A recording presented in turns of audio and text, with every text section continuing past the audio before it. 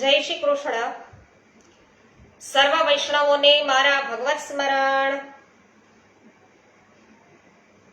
જ્ઞાનતિમિરાન્ધસ્ય જ્ઞાનાંજન શલાકયા ચક્ષુરુન્મિલિતમેન તસ્મૈ શ્રી ગુરવે નમઃ. શ્રી ગોવર્ધનનાથ કી જય. શ્યામ સુંદર શ્રી યમુને મહારાણી કી જય. શ્રી વલ્લભાધીશ કી જય. શ્રી ગુસાઈજી પરમ દયાલ કી જય.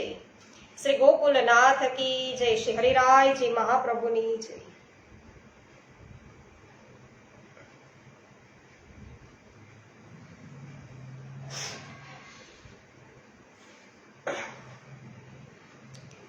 રમેશભાઈ ચાંગાણી સર્વપ્રથમ ઉપસ્થિત થયા છે. જય શ્રી કૃષ્ણ રમેશભાઈ. હંસાબેન પટેલ જય શ્રી કૃષ્ણ, સ્વાગત છે. રેખાબેન પોકિયા જય શ્રી કૃષ્ણ, સ્વાગત છે.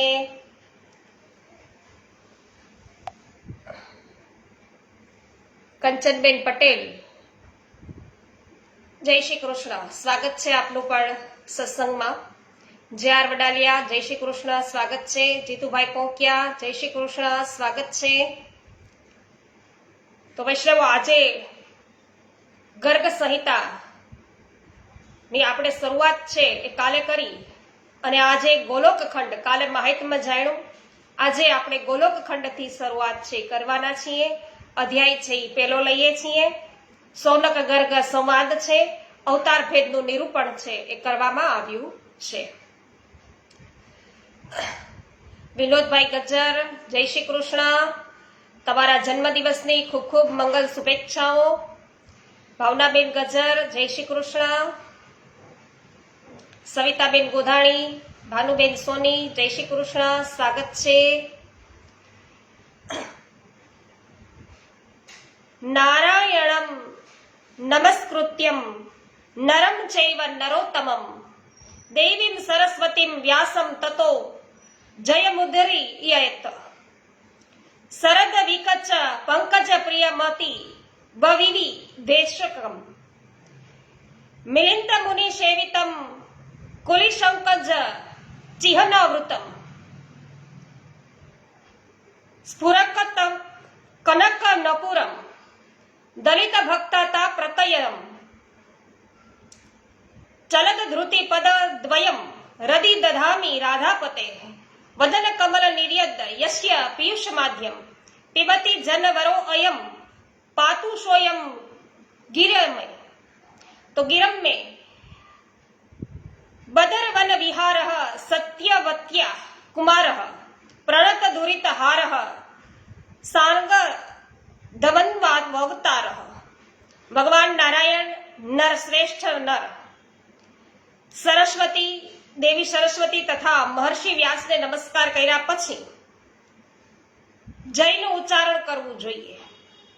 શ્રી હરિની વિજય ગાથાથી પૂર્ણ ઇતિહાસ પુરાણ, એનું ઉચ્ચારણ છે જય ઘોષથી. તો હું ભગવાન રાધાકાંતના યુગલ ચરણોમાં યુગલોને મારા હૃદયમાં ધારણ કરું છું. જે શરદ ઋતુના પ્રફુલ્લિત કમળોની શોભાને અત્યંત નીચા દર્શાવનારા છે, જે વ્રજ અને કમળ આદિના ચિહ્નોથી વિભૂષિત છે, જેમાં સુવર્ણના નુપુર ચમકે છે અને જેણે ભક્તોના ત્રિવિધ તાપોને હંમેશા નાશ કર્યો અને જેની દિવ્ય જ્યોતિ ઝળહળી રહી છે, જેના મુખ કમળથી નીકળેલી આદિ કથારૂપી સુધાના મહાભાગ્ય મનુષ્ય પાન કરતા રહે છે, તે બદ્રીવનમાં વિહાર કરનાર પ્રણત જનોના તાપ હરવામાં સમર્થ ભગવાન શ્રી વિષ્ણુના અવતાર સત્યવતી કુમાર શ્રી વ્યાસજી મારી વાણીનું રક્ષણ કરે, તેને દોષ મુક્ત કરે.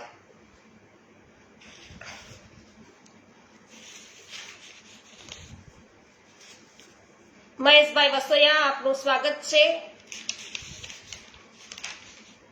શિલ્પાબેન લુણાગરિયા, જગદીશભાઈ લુણાગરિયા રાજકોટથી ઉપસ્થિત છે, એનું પણ સ્વાગત કરું છું. ગોપાલભાઈ વઘાસિયા, સ્વાગત છે. લલિતાબેન અકબરી, સ્વાગત છે. મુકેશભાઈ અઘેરા, સ્વાગત છે. લીનાબેન પટેલ, સ્વાગત છે. જમનભાઈ વાડી, રંજનબેન લુણાગરિયા, મનસુખભાઈ ગજેરા, સ્વાગત છે સર્વ વૈષ્ણવજનો. અચ્છા, વિનોદભાઈ આભાર માની રહ્યા છે.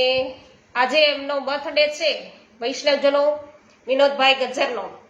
ઉકાભાઈ ભેસાનિયા સ્વાગત છે, જયશ્રીબેન પટેલ સ્વાગત છે આપનું, મનીષભાઈ શાહ સ્વાગત કરું છું.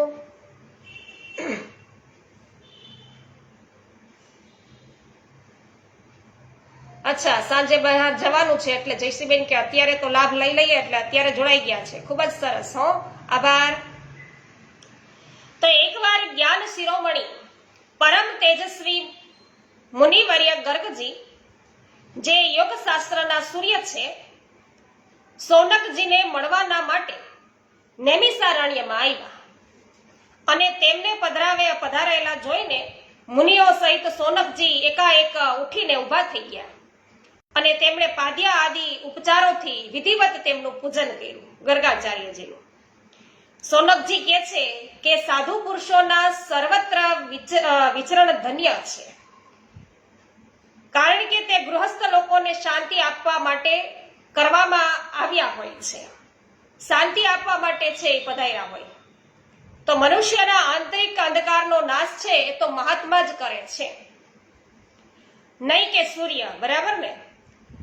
તો બહાર જે અંધારું હોય એ તો સૂર્યપ્રકાશના દ્વારા પણ છે દૂર થઈ જાય, પણ આપણા અંદરની અંદર જે અંધકાર રહેલો છે એ આપણા ગુરુજનો, મહાત્માજનો છે એ જ કરી શકે. તો હે ભગવાન, મારા મનમાં જિજ્ઞાસા અત્યારે ઉત્પન્ન થઈ છે કે ભગવાનના અવતાર કેટલા પ્રકારના છે, આપ કૃપા કરીને તેનું નિવારણ છે એ કરો. એટલે શ્રી ગર્ગજી કહે છે કે હે બ્રહ્મન, ભગવાનના ગુણાનુવાદ સાથે સંબંધ રાખનાર આપનો આ પ્રશ્ન ઘણો જ ઉત્તમ છે. એ કહેનાર, સાંભળનાર અને પૂછનાર ત્રણેયના કલ્યાણનો વિસ્તાર કરનાર છે. તો ભગવાન સંબંધી કોઈ પણ પ્રશ્ન છે એ ઉત્તમ હોય, એને પૂછો તોય પણ, પછી તમે એને સાંભળો તો પણ, અને કહો તો પણ છે એ ખૂબ જ સુંદર કહેવાય. તો ત્રણનો કલ્યાણ છે એ થાય. તો આ પ્રસંગમાં એક પ્રાચીન ઇતિહાસનું કથન કરવામાં આવેલું છે, જેના શ્રવણ માત્રથી મોટા મોટા પાપ છે એનો પણ નાશ થાય છે. પ્રાચીન કાળની વાત છે. મિથિલા નગરીમાં બહુલાશ્ચ નામે વિખ્યાત એક પ્રતાપી રાજા રાજ્ય કરતા હતા અને તે ભગવાન શ્રી કૃષ્ણના પરમ ભક્ત, શાંત ચિત્ત અને અહમ રહિત હતા. એને અભિમાન હતું નહીં, રાજા હતા તોય તે. તો એક દિવસ મુનિવર્ય મહર્ષિ નારદજી આકાશ માર્ગેથી ઉતરીને તેને ત્યાં પધાર્યા. એટલે નારદજીનું આગમન જોઈને રાજા બહુલાશ છે નારદજીને આસન પર વિરાજમાન કર્યા અને સારી રીતે એમનું પૂજન કર્યું. હાથ જોડી નમસ્કાર કરીને તેમને પૂછ્યું છે નારદજીને. તો શું પૂછ્યું? શ્રી જનકજી બોલ્યા છે કે હે મહામતે, ભગવાન કે જે અનાદિ, પ્રકૃતિથી પર અને સર્વના અંતર્યામી જ નહીં આત્મા છે, તે દેહ છે એ સી રીતે ધારણ કરે છે? તો ભગવાન અનાદિ છે, પ્રકૃતિથી પર છે અને સર્વના અંતર્યામી છે, બરાબર, અને આત્મા પણ છે. તો એ આ શરીર કેવી રીતે ધારણ કરે છે? આવો પ્રશ્ન કર્યો. જે શરીર સર્વવ્યાપક છે તે દેહથી પરિચ્છિન્ન સી રીતે થઈ શકે છે? તો કૃપા કરીને આપ મને આ વિશે કહો. તો મહર્ષિ નારદજી શું કહે છે કે ગાય, સાધુ, દેવતા, બ્રાહ્મણ અને વેદોના રક્ષણના માટે સાક્ષાત ભગવાન શ્રી હરિ પોતાની લીલાથી દેહ ધારણ કરે છે. તો આ બધાના રક્ષણ માટે પ્રભુ પોતાની લીલાથી છે દેહ ધારણ કરે છે, શરીર ધારણ કરે છે. તો પોતાની અચિંતનીય લીલા શક્તિથી જ તે દેહધારી થઈને સર્વવ્યાપક થઈને રહે છે. તો તેનું એ શરીર પ્રાકૃત નહીં, ચિન્મય છે. તો જે પ્રકારે નટ પોતાની માયાથી મોહિત થતા નથી, નટ પોતે પોતાની માયાથી મોહિત થતા નથી અને બીજા લોકો છે એ બધા એના મોહમાં પડે છે, પરંતુ પરમાત્મા તો મોહથી પર રહે છે, તેમાં જરા પણ સંશય નથી. શ્રી જનકજીએ પૂછ્યું કે હે મુનિવર્ય, સંતોના રક્ષણ અર્થે ભગવાન શ્રી વિષ્ણુના કેટલા પ્રકારના અવતાર હોય છે, એ મને કહેવાની કૃપા કરો. એટલે શ્રી મહર્ષિ નારદજી બોલ્યા છે કે હે રાજન, વ્યાસ આદિ મુનિએ આશાંશ, અંશ, આવેશ, કલા, પૂર્ણ અને પરિપૂર્ણતમ આ 6 પ્રકારના અવતારો કહેલા છે. તેમાંનો છઠ્ઠો પરિપૂર્ણતમ અવતાર સાક્ષાત ભગવાન શ્રી કૃષ્ણ જ છે. મરીચ આદિ અંશા અવતાર, બ્રહ્માજી આદિ અંશા અવતાર, કપિલ અને કુર્મ પ્રભુતિ એ કલા અવતાર કહેવાય, અને પરશુરામ આદિ આવેશા અવતાર કહેવામાં આવ્યા છે.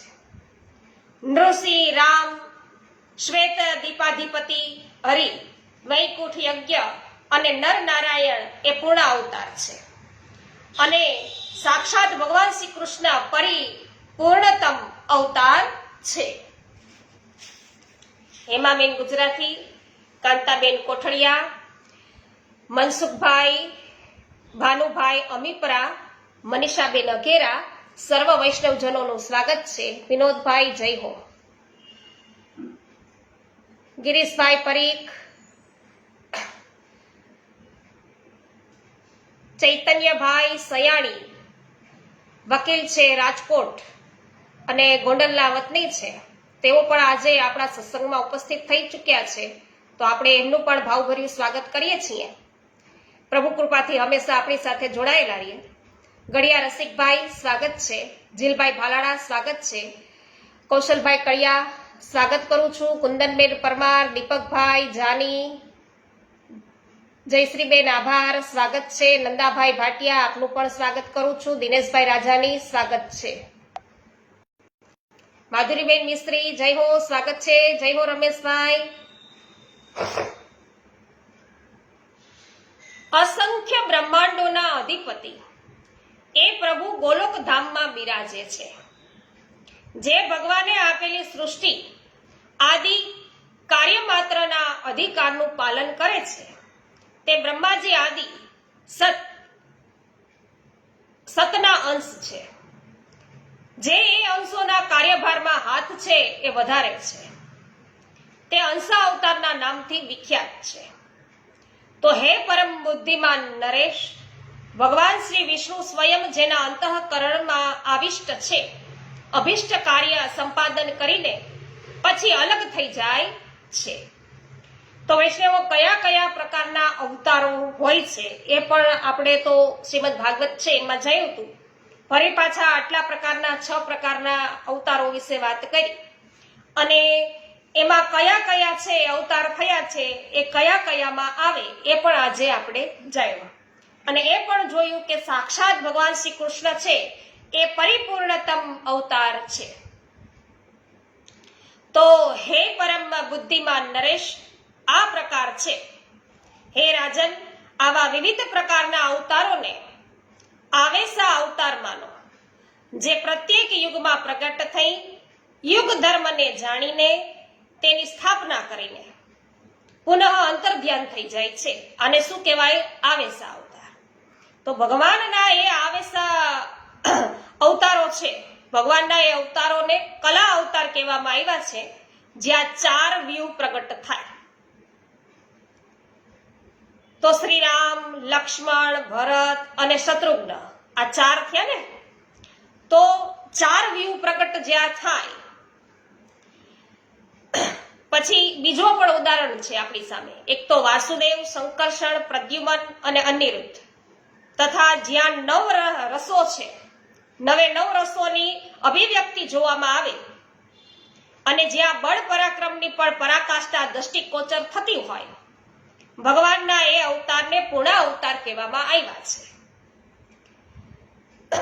તો શ્રી રામ પણ આમાં જ આવ્યા છે વૈષ્ણવો. એ વાસુદેવ છે એમાં પણ એ જ વસ્તુ. તો બધા એ શું કહેવાય? પૂર્ણ અવતાર કહેવાય, જ્યાં 9 રસો પણ જોવા મળે, પછી સાથે સાથે બળ અને પરાક્રમ છે એની પણ પરાકાષ્ઠા છે આપણે બધા નિહાળી શકીએ. અને અને 4 વ્યૂ છે એ એકી સાથે પ્રગટ હોય. તો ભગવાનના એ અવતારને પૂર્ણ અવતાર કહેવામાં આવ્યા છે, જે સ્વ તેજમાં અન્ય સંપૂર્ણ તેજ વિલીન થઈ જાય છે. ભગવાનના એ અવતારને શ્રેષ્ઠ વિદ્વાન પુરુષ સાક્ષાત પરિપૂર્ણતમ બતાવે છે, જે અવતારમાં પૂર્ણના પૂર્ણ લક્ષણ દ્રષ્ટિગોચર થાય છે. અને મનુષ્ય જેને જુદા જુદા ભાવ અનુસાર પોતાના પરમ પ્રિય રૂપમાં જુએ છે, તે જ આ સાક્ષાત પરિપૂર્ણતમ અવતાર છે. તો આ બધા લક્ષણોથી સ્વયં પરિપૂર્ણતમ ભગવાન શ્રી કૃષ્ણ છે, બીજા નહીં. કેમ કે શ્રી કૃષ્ણ ભગવાને એક કાર્યના હેતુસર અવતાર લઈને બીજા કરોડો કાર્યો છે એ તો સંપાદન કર્યા છે. જે પુરાણ પુરુષોત્તમ અને પરાતત્પર પુરુષ પરમેશ્વર છે, તે સાક્ષાત સદાનંદમય કૃપા નિધાન ગુણોના આવીને ભગવાન શ્રી કૃષ્ણચંદ્રનું શરણ હું લઉં છું. આમ શ્રી નારદજી પછી હવે બોલ્યા. તો આ સાંભળીને રાજા આનંદ પામ્યા છે અને તેના શરીરમાં રોમાંચ થયો. એ પ્રેમથી વિહવળ થઈ ગયા અને અશ્રુપૂર્ણ નેત્રો લૂછીને નારદજીને પ્રણામ કરી અને કહ્યું છે. શું કહ્યું? આ પ્રમાણે કહ્યું. શું? રાજા બાલુસ છે એવું પૂછ્યું છે, બહુલાસ છે કે સાક્ષાત પરિપૂર્ણતમ ભગવાન શ્રી કૃષ્ણચંદ્ર સર્વવ્યાપી ચિન્મય ગોલોક ધામથી ઉતરીને ભારત વર્ષમાં દ્વારિકાપુરીમાં બિરાજે છે, તેનું શું કારણ? હે બ્રહ્મન, એ ભગવાન શ્રી કૃષ્ણના સુંદર બૃહદ ગોલોક ધામનું વર્ણન કરો. તો ગોલોક ધામનું વર્ણન કરવા માટે કહ્યું. હે મહામુને, સાથે જ તેમના અપરિમેય કાર્યોને પણ કહેવાની કૃપા કરો. મનુષ્ય જ્યારે તીર્થયાત્રા અને બધા જન્મો સુધી ઉત્તમ તપશ્ચર્યા કરીને તેના ફળ સ્વરૂપ સત્સંગનો સુખ અવસર છે, શું અવસર છે એ પ્રાપ્ત કરે છે. તો અહીંયા કીધું કે સત્સંગ ક્યારે પ્રાપ્ત થાય એ વાત કરી કે મનુષ્ય જ્યારે તીર્થયાત્રા અને બધા જન્મો સુધી જેટલા અત્યાર સુધીમાં જન્મો લીધા છે એ જન્મોમાં જેટલા એને ઉત્તમ તપશ્ચર્યાઓ કરી, ઉત્તમ કાર્યો કર્યા, એના ફળ રૂપે એને સત્સંગ છે મળે અને એ સત્સંગના અવસરના એ પ્રાપ્ત કરે, ત્યારે ભગવાન શ્રી કૃષ્ણચંદ્રને તરત સત્વરે એ પ્રાપ્ત કરે છે. તો સત્સંગ દ્વારા છે પ્રભુ પ્રાપ્ત થઈ શકે. તો હું ક્યારે ભક્તિ રસથી આંતચિત થઈને મનથી ભગવાન શ્રી કૃષ્ણના દાસનો પણ દાસાનો દાસ થઈશ? આવો પ્રશ્ન કે ભગવાન છે એના દાસ છે, એના તે દાસ ને એનો પણ હું દાસ ક્યારે થાઉં? તો જે સંપૂર્ણ દેવતાઓના માટે પણ દુર્લભ છે, તે પરબ્રહ્મ પરમાત્મા આદિદેવ ભગવાન શ્રી કૃષ્ણ મારા નેત્રોની સમક્ષ કેવી રીતે હશે? શ્રી નારદજીએ કહ્યું કે હે નૃપ શ્રેષ્ઠ, રાજાઓમાં જે શ્રેષ્ઠ હોય એને કહેવાય નૃપ શ્રેષ્ઠ. તમને ધન્ય છે હો કે ભગવાન શ્રી કૃષ્ણના ચંદ્રને અભિષ્ટ જ ન હો અને તે શ્રી હરિના પરમ પ્રિય ભક્ત હો, તો તમને દર્શન આપવાના માટે તે ભક્ત વત્સલ ભગવાન અહીં અવશ્ય પધારશે. બ્રહ્મણ્ય દેવ ભગવાન જનાર્દન દ્વારિકામાં રહેતા પણ તમે અને બ્રાહ્મણ શ્રુતદેવને યાદ કરતા રહે છે. અહો, આ લોકમાં સંતજનો છે, મહાત્મજનો છે, એ બધાના સદભાગ્ય છે. તો આ પ્રમાણે ગર્ગ સંહિતામાં ગોલોક ખંડના નારદ અને આ રાજા છે બહુલાશ્ચ સંવાદની અંદર સોનક ગર્ગ સંવાદ નામનો જે પ્રથમ અધ્યાય છે અહીંયા પૂર્ણ થયો છે. શ્રી કૃષ્ણ કન્હૈયા લાલ કી જય. સોમનાબેન પાનસુરિયા સ્વાગત છે, પોસ્ટ શેર કરવા બદલ આભાર. વિનોદભાઈ ગજર જય હો. સોનલબેન સતાસિયા સ્વાગત છે. જયશ્રીબેન ડોબરિયા જય હો. પ્રફુલ્લચંદ્રભાઈ સોની સ્વાગત છે. હેમાબેન આભાર. અધ્યાય છે બીજો છે બ્રહ્મા આદિ દેવોનું ગોલોક દર્શન. નારદજી છે એ બતાવવાના છે, કારણ કે આગળ પ્રશ્ન કર્યું ને કે ગોલોક ધામનું વર્ણન કરો. ત્યાં શ્રી નારદજી બોલ્યા છે કે જીભ મળવા છતાં પણ જે કીર્તનીય ભગવાન, એટલે જેનું કીર્તન કરવા યોગ્ય છે એવા ભગવાન શ્રી કૃષ્ણનું કીર્તન કરતો નથી. સરસ મજાની જીભ ભગવાને આપી, પણ જ્યાં ક્યારેય છે ભગવાનના નામ લેતો નથી, ભગવાનનું કીર્તન કરતો નથી. તે દુર્બુદ્ધિ મનુષ્ય મોક્ષની નિસરણી એટલે સીડી, મોક્ષની સીડી મેળવવા છતાંય ઉપર ચડવાની ચેષ્ટા કરતો નથી. તો ભગવાનનું નામ નથી, સંકીર્તન નથી, તો સીડી ચડી શકાશે નહીં, ભલે ને પડી હોય બાજુમાં. તો વરાહ કલ્પમાં આ ધરાધામ એટલે કે પૃથ્વી પર, ભૂતલ પર ભગવાન શ્રી કૃષ્ણનું પદાર્પણ થયું છે. પ્રભુ પધાર્યા છે. પ્રભુએ છે એ આ ધરાને પાવન કરી છે એમના ચરણારવિંદના સ્પર્શ કરાવીને. અને અહીં તેમની જે લીલાઓ થઈ છે ભૂતલ પર, તે સર્વ હું તમને કહું છું, તો સાંભળો. ઘણા વખત પહેલાની આ વાત છે. દાનવ, દૈત્ય, અસુર સ્વભાવના મનુષ્ય અને દુષ્ટ રાજાઓના ઘણા ભારથી અત્યંત પીડિત છે એ ધરાતો થઈ. બરાબર? કેટલું શું કીધું? એક તો દાનવ કીધા, દૈત્ય કીધા, અસુર સ્વભાવના માણસો એટલે મનુષ્ય, અને પાછા રાજાઓ ખરા પણ દુષ્ટ. તો એના ભારથી અત્યંત પીડિત છે આ ધરા પૃથ્વી થઈ. અને પૃથ્વીએ પછી ગાયનું રૂપ ધારણ કર્યું. ગાયનું રૂપ ધારણ કરીને અનાથની જેમ રડતી ને કકડતી પોતાની આંતરિક વ્યથા વ્યક્ત કરવાને માટે પરમ પિતા બ્રહ્માજીના શરણે આ ધરા પૃથ્વી છે ગઈ, રડતા રડતા. અને તે વખતે તેનું શરીર ધ્રુજતું હતું. તેની દુઃખદ કથા સાંભળીને બ્રહ્માજીએ તેને ધીરજ આપી, સાંત્વના આપી, અને તત્કાળ બધા દેવો અને શિવજીને સાથે લઈને બ્રહ્માજી ભગવાન શ્રી નારાયણના વૈકુંઠ ધામમાં ગયા. વૈકુંઠ ધામમાં જઈને બ્રહ્માજીએ ચતુર્ભુજ ભગવાન વિષ્ણુને પ્રણામ કર્યા અને સર્વ હકીકતોથી નિવેદિત કર્યા. ત્યારે લક્ષ્મીપતિ ભગવાને શ્રી વિષ્ણુએ ઉદ્દીગન દેવો તથા બ્રહ્માજીને એવું કહ્યું કે હે બ્રહ્મન, સાક્ષાત ભગવાન શ્રી કૃષ્ણ જ અસંખ્ય બ્રહ્માંડોના સ્વામી, પરમાત્મા, અખંડ સ્વરૂપ અને દેવાતીત છે. તેમની લીલાઓ અનંત અને અનિર્વચનીય છે. તેમની કૃપા વિના આ કાર્ય કદાપી સિદ્ધ થશે નહીં. માટે તમે તેમના અવિનાશી અને પરમ ઉજ્જવળ ધામમાં સત્વરે જાઓ. બ્રહ્માજીએ કીધું કે હે પ્રભુ, આપણા સિવાય અન્ય પણ પરિપૂર્ણ છે? વિષ્ણુ ભગવાનને પૂછ્યું કે તમારા સિવાય બીજા કોઈ પરિપૂર્ણ છે? તે હું જાણતો નથી કે. તો આપનાથી ઉત્કૃષ્ટ પરમેશ્વર બીજા પણ છે. તો પછી તેમના લોકનું મને દર્શન કરાવો પ્રભુ. નારદજી કહે છે કે બ્રહ્માજીએ આ પ્રમાણે કહેવાથી પરિપૂર્ણ ભગવાન શ્રી વિષ્ણુએ બધા દેવો સહિત બ્રહ્માજીને બ્રહ્માંડ શિખર પર વિરાજમાન એવા ગોલોક ધામનો માર્ગ દેખાડ્યો. અને બ્રહ્માજીના ચરણના ડાબા અંગૂઠાથી બ્રહ્માંડના શિરોભાગના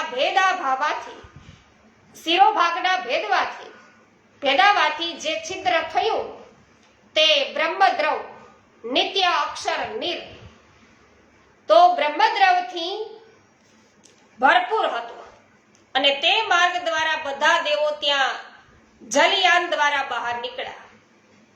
અને બ્રહ્માંડ પર પહોંચીને તે બધાએ નીચે એ બ્રહ્માંડના કલિંગ બિંબ એટલે કે તુંબા કલિંગ બિંબ જેવું જોયું.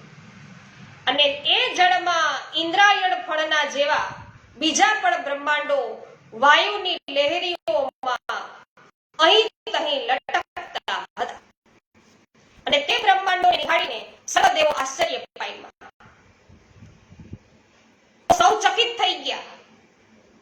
ત્યાંથી કરોડો યોજન ઉપર 8 નગરો હતા, જેની તરફ દિવ્ય શોભા છે એ દર્શનીય હતી. વળી એ નગરીઓની મનોરમ્યતા રત્નમય વૃક્ષોના ઝુંડો એનાથી ખૂબ જ વધતી હતી. અને ત્યાં ઉપર દેવોએ વિરજા નદી છે, એ વિરજા નદીનો સુંદર કિનારો છે એ જોયો, જેના પર વિરજાના તરંગો છે એ ટકરાતા હતા. તે તટ પ્રદેશ ઉજ્જવળ રેશમી વસ્ત્ર સમાન શુભ્ર દેખાતો હતો.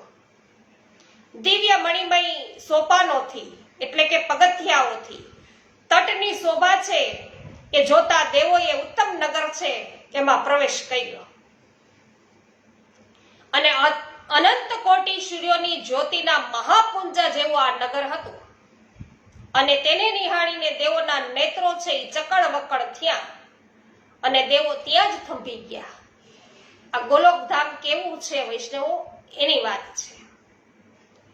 તો ભગવાન વિષ્ણુ, શ્રી વિષ્ણુની આજ્ઞાથી એ તેજને પ્રણામ કરીને બ્રહ્માજી ધ્યાન ધરવા લાગ્યા અને તે જ્યોતિની અંદર તેમણે એક સાકાર ધામ દીઠું, આકારવાળું, અને તેમાં પરમ અદ્ભુત કમળનાળ સમાન ધવલ વર્ણ 1000 મુખવાળા શેષ નાગના દર્શન કરીને સર્વ દેવોએ તેમને પ્રણામ કર્યા. હે રાજન, શેષ નાગની ગોદમાં મહાન આલોકમય લોકવંદિત ગોલોક ધામના દર્શન થયા કે જ્યાં ધામના દેવતાઓના ઈશ્વર હતા. અને અહીં કાળનું બળ પણ ચાલી શકતું નહોતું. માયા સુધા પણ છે એ પ્રભાવ પાડી શકતી નહોતી. મન, ચિત્ત, મતિ, અહંકાર 16 પ્રકારના વિકારો તથા મહત્તત્વ પણ ત્યાંથી પ્રવેશી શકતા નહોતા. તો ત્રિગુણોનું તો કેવું જ શું! કામદેવના સમાન મનોહર રૂપ, લાવણ્યશાલિની અને શ્યામ સુંદર વિગ્રહ શ્રી કૃષ્ણ પાર્ષદા દ્વારપાળનું કાર્ય કરતી હતી. અને દેવોને દ્વારની ભીતર જવાના માટે તત્પર થયેલા જોઈને તેમણે અંદર જવાની મનાઈ કરી. દેવોને અંદર જવા દીધા નહીં. દેવી બોલ્યા છે કે અમે સૌ બ્રહ્મા, વિષ્ણુ, શંકર, દેવો બધા બોલ્યા કે અમે બધા બ્રહ્મા, વિષ્ણુ, શંકર નામના લોકપાલ અને ઇન્દ્ર આદિ દેવો છીએ. ભગવાન શ્રી કૃષ્ણના દર્શન અર્થે અહીં આવ્યા છીએ. એટલે નારદજીએ કહ્યું કે દેવોની વાત સાંભળીને એ સખીઓ કે જે શ્રી કૃષ્ણ ભગવાનની દ્વારપાલિકાઓ હતી તેમણે અંતઃપુરમાં જઈને દેવતાઓના આગમન વિશે જણાવ્યું. પછી એક ચંદ્રાનના નામની સખી હતી કે જેના વસ્ત્ર પીળા હતા, હાથમાં એને છડી હતી અને એ બહાર આવી અને દેવોના આગમનનું પ્રયોજન સ્પષ્ટ કરવા કહ્યું કે તમે બધા પધાર્યા છો તો એના પાછળનો હેતુ શું છે?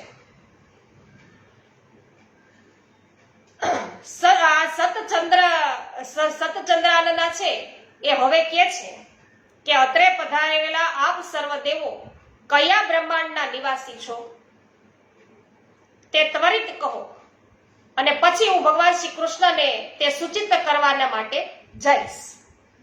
એટલે દેવોએ કહ્યું કે અહો, બીજા બ્રહ્માંડો પણ છે.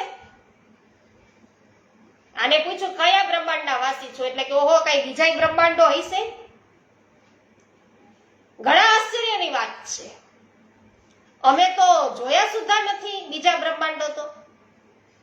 હે સુબે, અમે તો બ્રહ્માંડ એક જ હોવાનું જાણીએ છીએ, બીજા કોઈ છે જ નહીં. એટલે આ સખી બોલી છે કે હે બ્રહ્મદેવ, અહીં વિરજા નદીમાં કરોડો બ્રહ્માંડો અહીં તહીં છે એ રહેલા છે. અહીંયા તો કરોડો બ્રહ્માંડો છે કે તેમાં પણ આપના જેવા જુદા જુદા દેવો નિવાસ કરે છે. શું આપ લોકો નામ ગામ વિશે જાણતા નથી?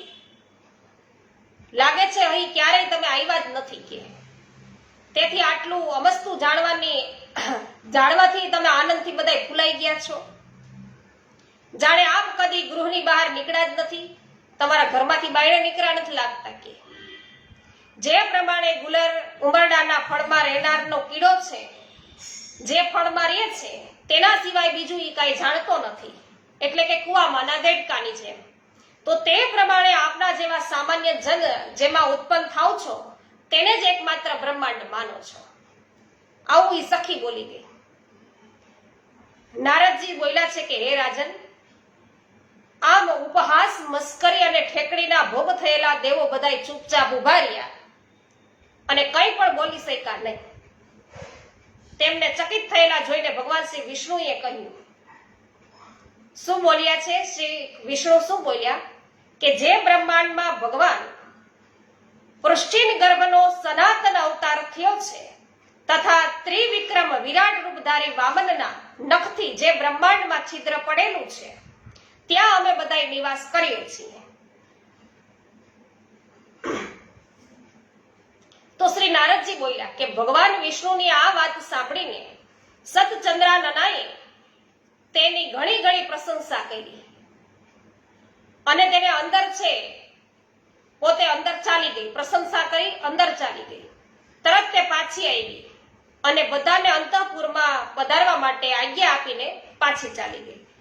તો પેલા છે ને ખબર નહોતી ક્યાંથી આ બધા આવ્યા છે, પણ જ્યારે ભગવાન વિષ્ણુએ વાત કરી કે આ બ્રહ્માંડથી અમે આવ્યા છીએ ત્યારે એમની ખૂબ જ પ્રસન્નતા છે, પ્રશંસા કરી, પ્રસન્ન થઈ અને ફરી પાછી ચાલી ગઈ અને ફરી પાછા એમને અંદર પ્રવેશવા માટે છે અનુમતિ આપી અને પછી અંદર ચાલી ગઈ. પછી સર્વ દેવોએ પરમ સુંદર ધામ છે ગોલોકના દર્શન કર્યા. અહીં ગોવર્ધન નામનો ગિરિરાજ શોભતો હતો. વૈષ્ણવો સાથે સાથે આપણે પણ ગોલોકધામના દર્શન કરીએ છીએ તો કંઈક પુષ્ટિ જીવો હોય ને વૈષ્ણવો, કદાચ એ ગોલોકધામમાં છે એ જઈ શકે. ને આપણે બધા શું કહે છે, આપણે વૈકુંઠવાસ છે એ તો નથી કહેતા, ગોલોકધામની વાત કરીએ છીએ. તો ગોલોકધામની અંદર છે બધાને જવું છે. તો વૈષ્ણવો એવા તો આપણા કૃત્યો નથી, એવી તો પ્રભુમાં આપણને પ્રીતિ નથી, આપણે પ્રભુની કોઈ એવી સેવા કરતા નથી. જો પ્રભુની સેવા કરતા હોય તો એ પ્રકારો છે ત્યાં પ્રભુની સેવામાં આપણો છે અધિકાર થાય આપણો કઈ. તો એના માટે તો શ્રી મહાપ્રભુજીએ કહ્યું છે, એ મહાપ્રભુજીના સિદ્ધાંત અનુસાર જો આપણે ચાલીએ અને એમણે જે પ્રકારે છે આપણને નિર્દેશ કર્યો છે એ પ્રકારે પ્રભુની સેવા કરીએ તો ગોલોકધામના દર્શન થઈ શકે. બાકી અત્યારે આપણે વાંચીએ છીએ એમાં જોઈ લઈએ કે ભાઈ ગોલોકધામ કેવું છે. તો ગોલોકધામમાં ગોવર્ધન નામનો ગિરિરાજ શોભતો હતો. ગિરિરાજનો એ પ્રદેશ તે વેળા વસંતોત્સવ ઉજવનારી ગોપીઓ અને ગોપોના ટોળાથી ભરપૂર હતો.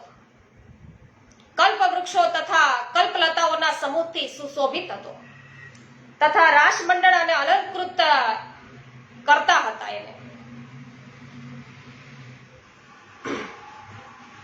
અહીં શ્યામ વર્ણની ઉત્તમ યમુના નદી સ્વચ્છંદ ગતિએ વહે છે. કાંઠા પરના કરોડો મહેલો છે તેની શોભામાં વૃદ્ધિ કરે છે.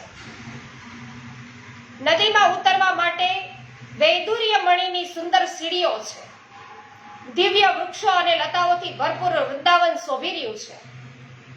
જાત જાતના વિવિધ પક્ષીઓ, ભમરા તથા બંસીવટના કારણે અહીંની સુષુમા છે એ વધી રહી છે.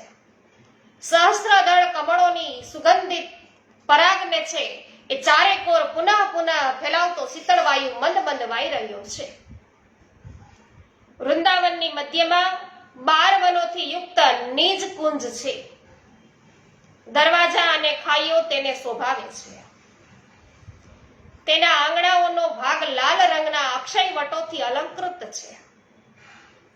પદ્મરાગ વગેરે 7 જાતના મણીઓની બનેલી દિવાલો તથા આંગણની ફર્શ ઘણી શોભે છે. કરોડો ચંદ્રમાઓના મંડળની છબી ધારણ કરનાર ચંદ્રઓ તેને અલંકૃત કરે છે. તેમાં ઝળહળતા ગોળ લટકે છે. ફરફરતી ધ્વજાઓ અને ફૂલેલા ફૂલો છે, ખીલેલા ફૂલો એ મંદિરો અને માર્ગોને તેની શોભા છે એમાં વૃદ્ધિ કરે છે. મમરાના ગુંજારવ સંગીત સૃષ્ટિ રચે છે. મત મયુરો અને કોકિલાના કલરવ હંમેશ માટે સંભળાય છે. બાળ સૂર્યના જેવા કાંતિમાન અરુણ પીળા કુંડળો ધારણ કરનારી લલનાઓ સતસત ચંદ્રમાઓના સમાન ગૌર વર્ણના ભાસે છે. આવી તો ત્યાંની નારીઓ છે. તો સ્વચ્છંદ ગતિથી ચાલ ચાલતી સુંદરીઓ મણિરત્નમય અરીસાઓમાં પોતાના મનોહર મુખ નિહાળીને રત્ન જડિત આંગણાઓમાં ઘૂમતી રહે છે. તેના ગળામાં હાર અને હાથના કેયુર છે એ શોભે છે. નુપુરો તથા કરધનીના મધુર ઝણકાર છે ગુંજતા રહે છે.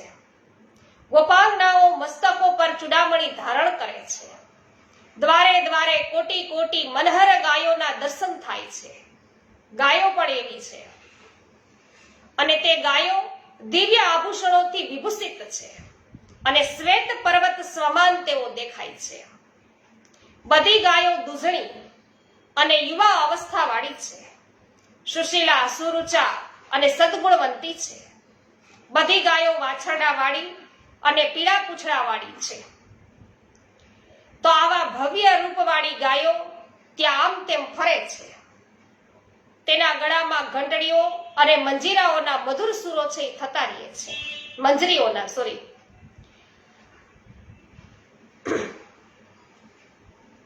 કિંકણી જાળોથી વિભૂષિત એ ગાયોના શિંગડા છે એ સોનાથી મઢેલા છે.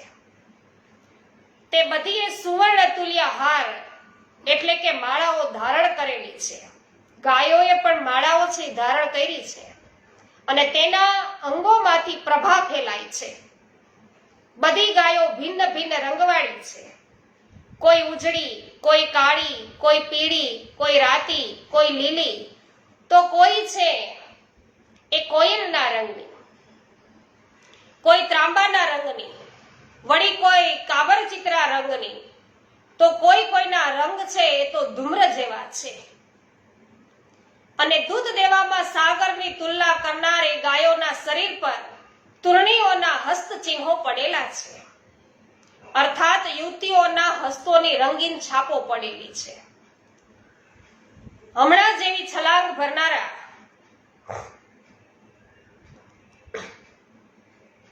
તો વાછરડાઓ છે તેની શોભા ઓર વધી રહી છે અને ગાયોના ટોળામાં મહાકાય શાંડ પણ અહીં તહીં ઘૂમી રહ્યો છે. તેની લાંબી ગરદન અને મોટા મોટા શિંગડા છે. એ સાંઢોને સાક્ષાત ધર્મ ધુરંધર કહેવામાં આવે છે. ગાયોનું રક્ષણ કરનાર અનેક ગોવાળિયાઓ પણ છે. તેમાંના કેટલાકે તો હાથમાં લાઠી ઝાલેલી છે, બીજાઓના હાથમાં સુંદર બંસરી શોભે છે અને તેમના શરીરનો રંગ છે એ શ્યામલ છે. ગોવાળિયા ભગવાન શ્રી કૃષ્ણચંદ્રની લીલાઓ અથવા મધુર સ્વરોને ગાય છે, જે સુણીને કામદેવ પણ મોહિત થાય છે. એ દિવ્ય નિકુંજ ને દેવોએ પ્રણામ કર્યા અને હવે પછી દેવો બધા અંદર ગયા. તો ગોલોક ધામમાં પ્રવેશ્યા એને આટલું બધું જોવા મળ્યું અને હવે એઓ અંદર ગયા. ત્યાં દેવોએ સહસ્ત્ર પાંખડીઓ વાળું મોટું કમળ જોયું. તે એવું સુશોભિત હતું કે જાણે પ્રકાશપુંજ કેમ ના હોય. તેના પર 16 પાંખડીઓનું કમળ છે અને એના ઉપર પાછું 8 પાંખડીઓ વાળું કમળ છે અને તેના પર ઝળહળતું સિંહાસન છે અને 3 સીડીઓ સહિતનું એ પરમ દિવ્ય સિંહાસન કૌસ્તુભ મણિઓથી જડિત અનુપમ શોભે છે. સિંહાસન ઉપર ભગવાન શ્રી કૃષ્ણચંદ્ર રાધિકાજીની સાથે બિરાજેલા છે. આને કહેવાય ગોલોકધામ. લક્ષ્મીજીની બાજુમાં બિરાજતા હોય પ્રભુ તો એ છે વૈકુંઠ ધામ. તો બધા દેવતાઓએ આવી ઝાંકી નિહાળી યુગલ સ્વરૂપ ભગવાન મોહિની આદિ 8 દિવ્ય સખીઓની સહિત તથા શ્રીદામા પ્રભુતિ 8 ગોપાલો સેવિત છે. તેમના ઉપર હંસ જેવા શ્વેત રંગના પંખા વીંઝવામાં આવે છે. હીરાની મૂઠવાળી ચમર છે એ હલાવાય છે.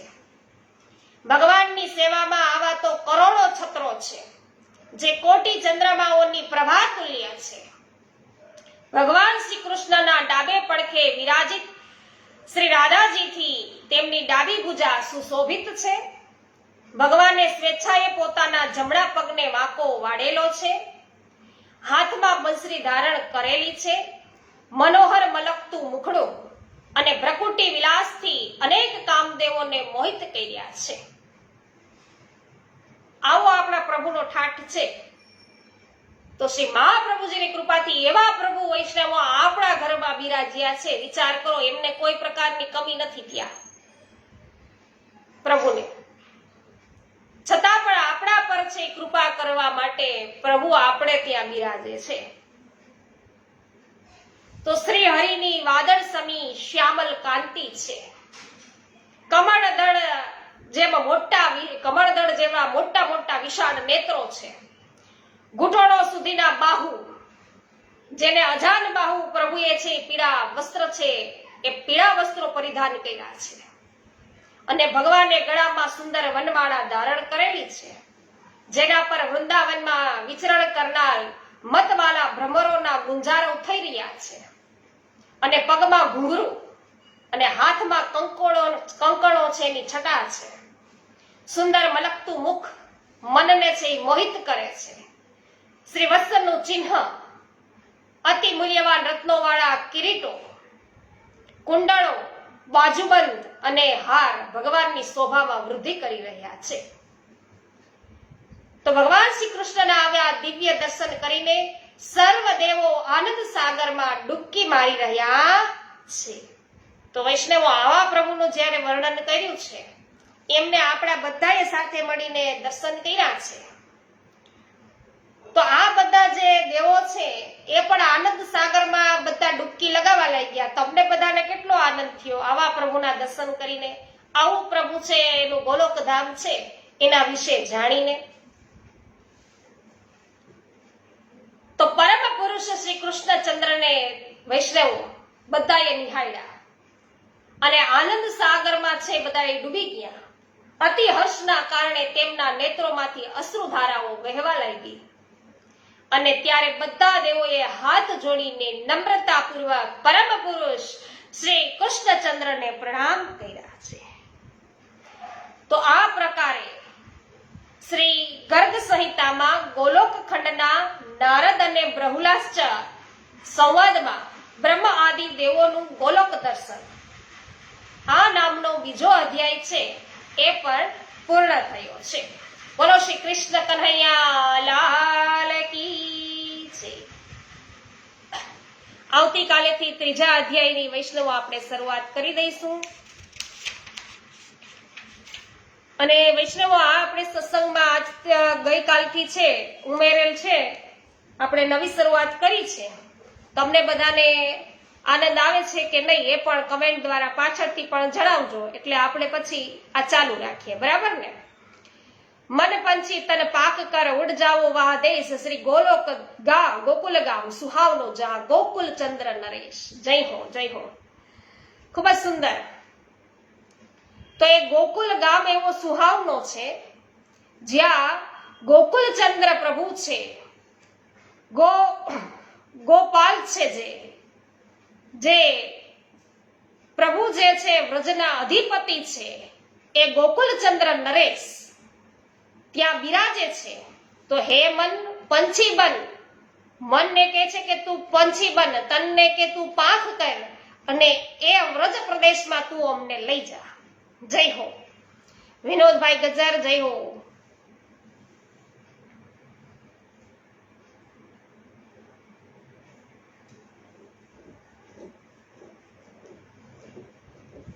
હા ગીતાબેન, સાચી વાત છે. સાક્ષાત પ્રભુ છે એનો અહેસાસ જ્યારે જ્યારે આવી ઘટનાઓ ઘટે છે ત્યારે થાય છે. ત્યાં સુધી છે આપણને સમજમાં આવતું નથી. ગોપાલભાઈ રાદડિયા, સ્વાગત છે. જય હો શોભનાબેન. આભાર. હેમાબેન ગુજરાતી, આનંદ થયો કહી રહ્યા છે. રમેશભાઈ ચાંગાની, જય હો. જીલભાઈ ભાલાડા જય હો, સ્વાગત છે. જય હો હેમાબેન, વિનોદભાઈ જય હો.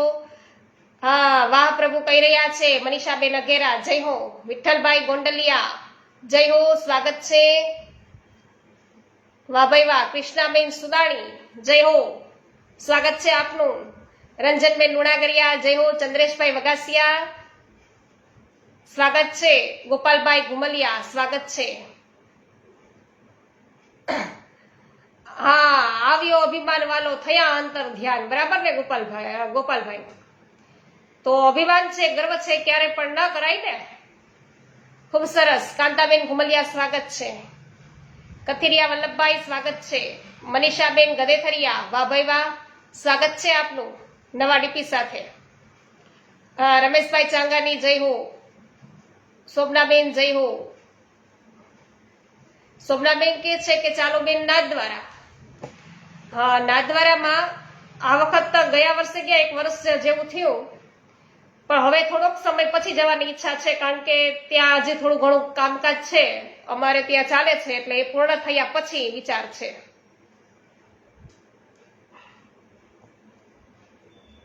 વાહ ભાઈ વાહ. ચાલો સખી જઈએ શ્રીનાથજીના ધામમાં, બોલાવે છે વાલો ઊંચો કરી હાથ રે, વલ્લભના વાલા જઈએ શ્રીનાથ ધામમાં. જય હો. તો અમારા વતી અવશ્ય છે, આપ દંડવત કરજો જવાના હો તો. રાજેશભાઈ દેસાઈ સ્વાગત છે. કૃષ્ણાબેન ત્રાંબડિયા સ્વાગત છે. સોનલબેન સતાશિયા સ્વાગત છે.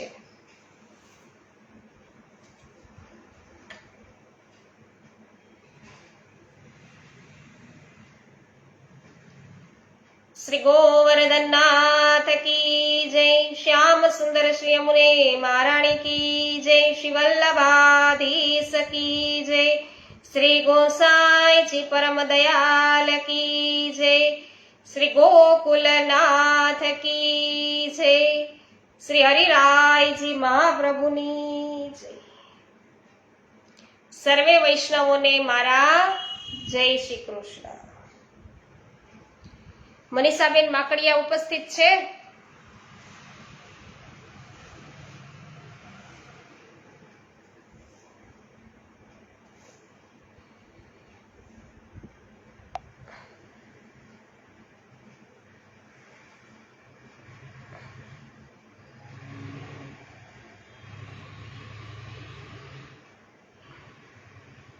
વાહ ભાઈ વાહ. મંગલાબેન આવી ચુક્યા.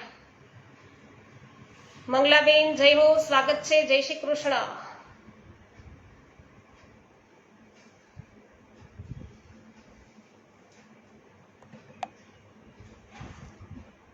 જયંતિભાઈ પેશીવાડિયા જય શ્રી કૃષ્ણ.